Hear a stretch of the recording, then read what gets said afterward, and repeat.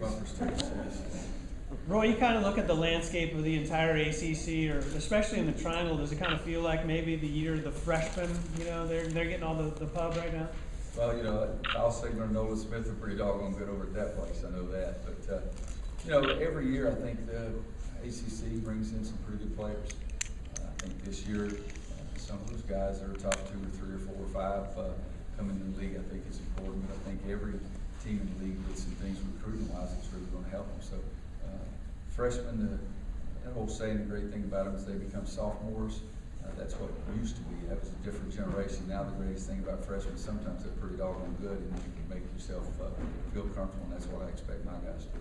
Yeah, how much contributions do you expect from your freshmen coming in?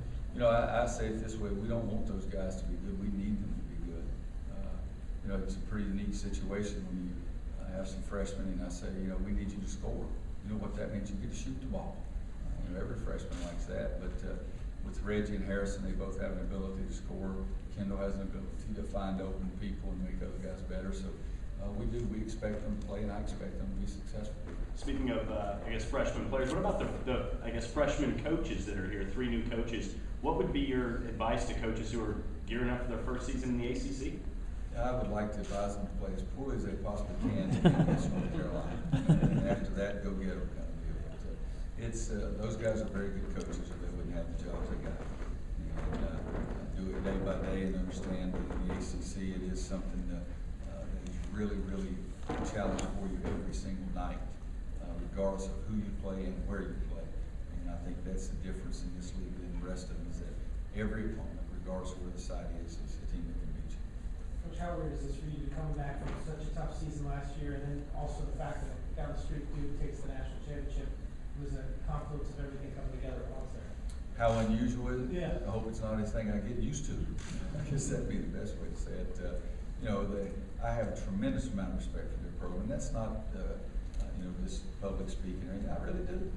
And people ask me, I didn't watch the championship game. I watched Dancing with the Stars. My daughter's a dancer. She wanted to watch that. You know, I wanted to do what my little girl wants to do. But I think for us to be the best that we can be, we need to get our game back up so we can be a part of that great rivalry with Duke. You know, the year before we won it, I'm sure Mike didn't necessarily go out and celebrate. I don't think anybody saw him on Franklin Street even painting his face or anything. I don't think that happened. So what we have is a great respect for each other and our programs, and I'm very lucky and very flattered to be involved in it. The ACC is phenomenal, but you know, around the triangle there with Duke State, Wade, Carolina, it's pretty impressive. Coach, last year amongst all the disappointments, one thing that you had mentioned a few times was you never had to teach desire and motivation to your players. It all worked great all in the years prior to that. Is there anything you changed in the process this year to try to make sure that's not even a part of the discussion? Well, they better make sure it's not a part of the discussion, you know, because I'm not going to go through a year like that again. And it's I faulted old Roy, and it was I couldn't get those kids to do what I wanted them to do, but they have to step up as well. It was a horrible year as far as I was concerned. 2010 hasn't been very kind, except for January 1st, our first grandchild was born. And after that, things went downhill. But you know, it's what it is. We didn't do a very good job last year. We lost 17 games. And I had a pro guy send me a text and said, "Man, even with that team, you still won 20 games." I said, "Yeah, but we lost 17. That's an NBA record. Being that happy with that." But I think our kids are more motivated, whether or not they got it from the poor success that we had last season, whether they get it from being afraid of me, or if they get it the way they should without being mad about it and want to change things. It makes no difference as long as they've got that. Tyler said that you don't hesitate to remind them what happened last year, to maybe push them a little bit to get the Tar Heel program back to where all of us are used to it. Yeah, I went a little wacko yesterday at practice. It wasn't bad. I mean, the freshmen think it was bad, but they haven't seen me in my finest hour yet. But you know, I think that's the first time they really emphasized it during these 4 practices. I remember one day in those practices before we went to Nassau, I said something about it. I think that's the only 2 times, but I don't have to remind them of it. I mean, they have memories. They remember what the heck it was, but it'll still come up, human nature, a couple of times. I know you've only been practicing a couple of days, but is there any players or anything that's caught your eyes the first few days of practice? Well, it has only been 4 practices. I think Dexter, his athleticism is showing up more this year than it did last year. Z, his ability to run, his ability to score inside has been something that we notice more now than we did a year ago. The freshmen, as I said, we need those guys to step forward, and I think they will. They've done some great things for us. Role players have always been pretty big for you. This year it seems like you're obviously going to have to go with the youth movement. It was sort of evident when we only had Tyler up here. Will just left, so he wasn't here like we expected him to be at the beginning. What is different for you as a coach, having to maybe fill those roles with younger guys now?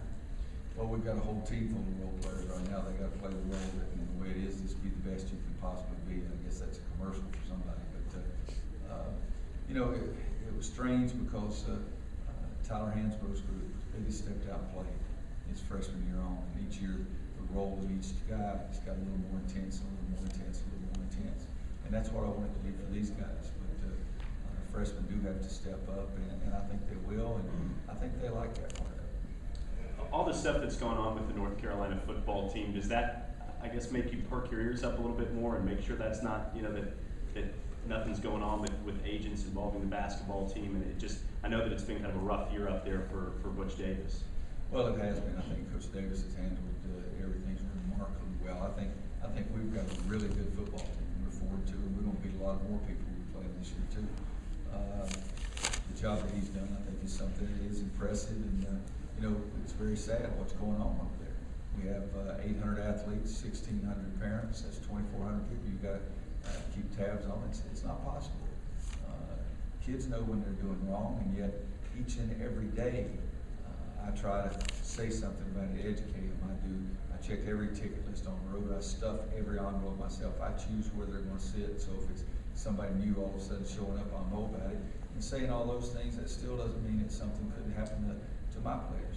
And then the worst thing is that there are some of those guys who are really good at what they do. And it's hard for me to say that because I don't really like them. But what has happened is that some of the unethical, unscrupulous people have just muddied the profession and given the profession a bad name for what those other guys do. But we don't really, why do you need an agent? I mean, play. That's all the difference you got to do. If you play, you know, you're not going to need all that stuff. Especially you don't need that stuff early. Would you like to see maybe the NCAA, the NBA get together and, you know, have the rule now, you've got to be 1 year removed from high school before you can even, and then maybe change that, you know. If a guy doesn't want to go to college, why make him? But if he's going to go to college, let's get him there for more than 1 year. I have a definite opinion. I think number one is there's no general rule that's going to be good for everyone. Kobe Bryant, LeBron James did make a mistake by going to the NBA, and yet both of them would have enjoyed life, and perhaps he would have toured quicker by doing that. But you know, I can listen to an argument that they made the right decision. But for every one of those, there's hundreds in NASCAR like that, and a lot more kids that made that decision to go that didn't make it, and then they're out of basketball. But so say point number one, there's no rule that fits everybody, and number two, I do think that the NBA themselves would make much fewer mistakes. Their evaluations of players would be much better if it was more than 1 year in the college game. But you know, the fact of the matter is they make NBA rules to suit what's best for the NBA. They're not really that concerned about the NCAA. For a number of years, you said you want to play up tempo because your 7th, 8th, 9th, 10th guy is better than you think your opponent. Is that the case this year with you? You don't have the numbers maybe you've had the last few years. Not quite as much the case because I don't have those numbers. Don't know enough about those players at 7, 8, 9, 10. But the fact of the matter is, I think we need to run to get some easy baskets. We don't have an established post player that's already done it. Tyler Zeller's close, but he hadn't already done it. And so for us, we do want to try to score before the other team's defenses get set, and try to score a lot like that. You've been at this a little while, to say the least. And do you still get excited for that first game? Oh, I get excited for the first day of practice. I get excited for the first game. I don't get excited for media day. But it is something that I'm excited about our club, excited about what we can do, and if we do the things that I think we can, we got a chance to be successful. And so, tinkering with it, trying to determine how you can help teams change some things from year to next, doing that in the preseason is my favorite time. Anybody else? Everybody All right, guys, cool? thank you very much. Thank you. Thank you, Roy.